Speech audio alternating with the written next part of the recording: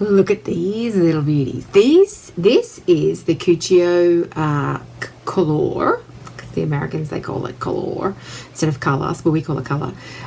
Colour lacquer. So the cool part about Cuccio is that it, one, has this cool thing called triple pigmentation, which basically triple pigmentation means that it doesn't mean that it has 3 times the amount of pigment in it. It means that it has like all different particle sizes that kind of mush together and give you true coverage. So think about a bucket full of tennis balls, there's gaps in it.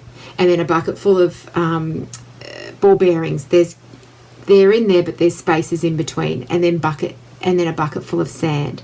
So there are spaces in the sand, but they're a lot smaller.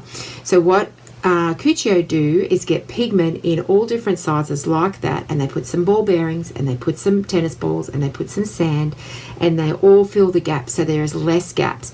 So what that means is that you get true coverage in 1 to 2 coats. Guaranteed 2 coats, but definitely even some colors you can do 1.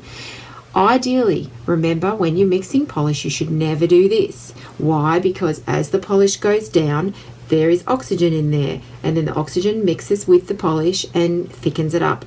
Ew. So the way to do it is to do this. To mix the polish is to do this.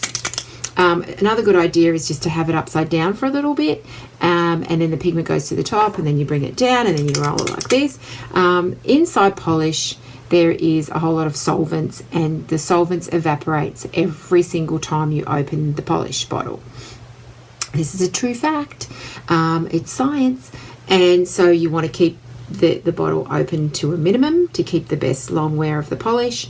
I find Cuccio really dries fast than other polish brands that I've used. It really wears well. And over the base coat film, oh my God, it's so good. So we've got an option. There's lots of different colors. Make sure to take a note though of what the base is, be on the color chart, because for example, we have some really pretty pale pinks, and they are all very similar.